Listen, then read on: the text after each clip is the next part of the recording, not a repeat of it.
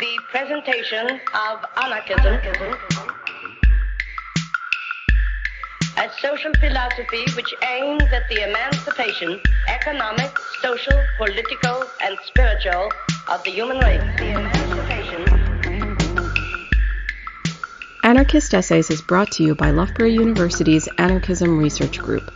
For more information on the ARG, see the link in the show notes or follow us on Twitter at ARGLBORO.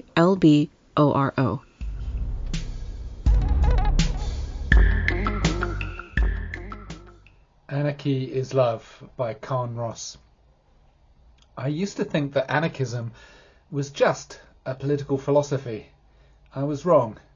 It is much, much more than that. By political philosophy, I mean a way of thinking about politics, institutions and decision-making, how people arbitrate their business with one another, theories of government or self-government, or the abolition of all hierarchy. I like to boil anarchism into a few pithy phrases like, anarchism is about no one having power over anyone else. I wasn't wrong. Anarchism is indeed about all of these things. It is indeed a political philosophy. It is indeed about how people take decisions together and manage their affairs collectively. But I thought this was its philosophy in toto, that there was nothing more to it. It was a way of thinking that was separate from our interior realities. It is an external philosophy, above all about how we behave towards one another.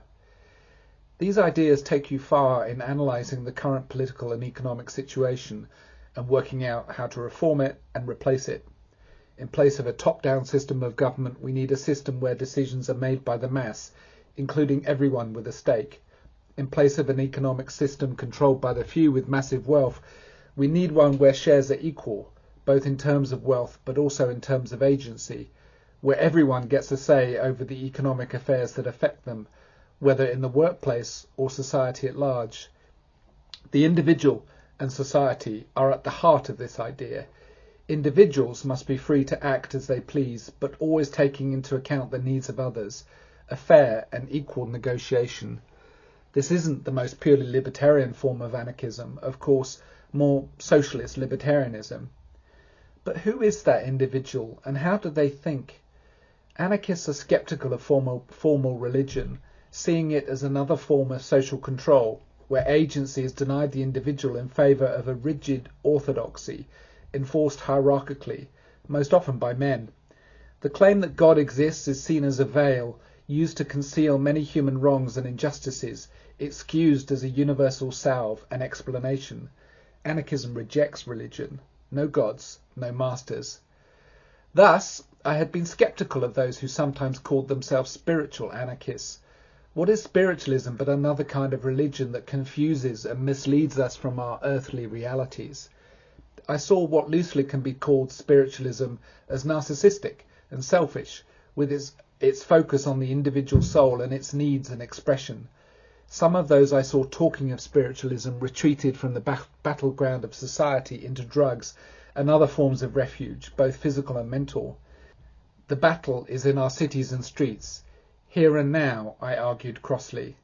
But those same spiritualists claimed to me that there could not be revolution of the whole of society without revolutionising the way that individuals think within it. You couldn't expect that society would adopt practices of equality, respect and inclusion unless we ourselves were transformed from the rationalism and analytic thinking that sees everything as structure or transaction. The interior needed to be reformed too. You couldn't have revolution in one without revolution in the other.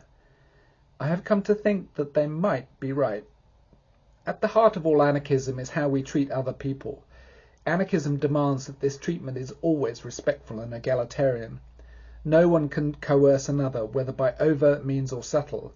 My kind of anarchism demands that we treat others as they wish, not as we wish, which is, by the way, an explicit rejection of the so-called golden rule, under which we treat others as we would wish to be treated.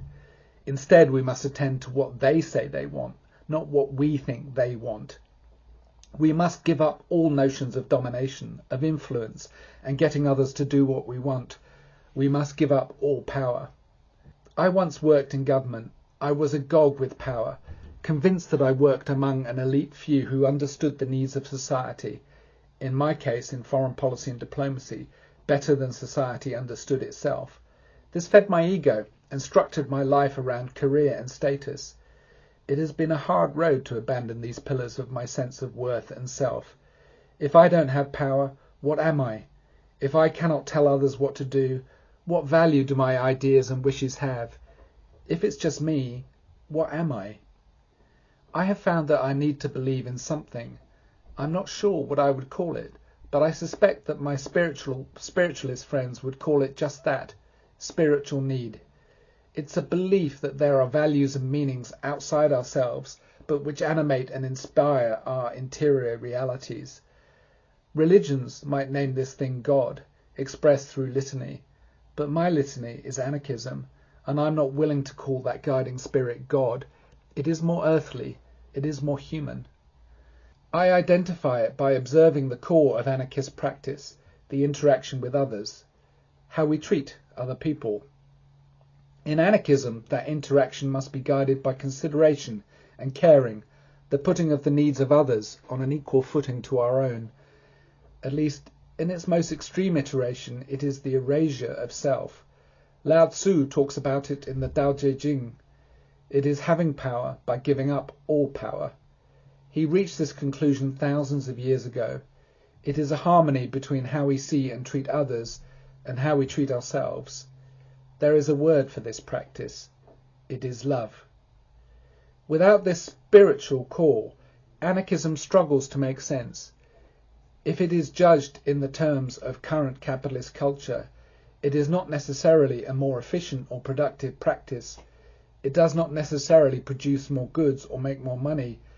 What it accomplishes is in fact of infinite worth, the beauty of humans living with one another in love and respect and equality. These are abstract, ineffable things that cannot be measured in euros, pounds or dollars. Indeed, this stuff is beyond all terms themselves. And this is why it's hard to put into words too. It is on a plane above all that. And if you want to call this a spiritual plane, I am happy with that. What goes on in the spirit or the soul matters, for it matters to the exterior reality too. What we believe in ourselves is intrinsic to how we engage with the world. One doesn't work without the other.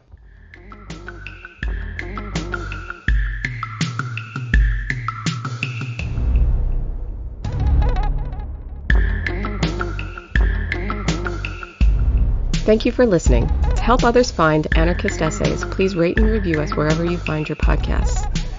And if you're interested in anarchist ideas, why not check out the journal Anarchist Studies? For over 20 years, Anarchist Studies has been publishing original research on the history, theory, and practice of anarchism. For more information, visit www.lwbooks.co.uk/anarchist-studies.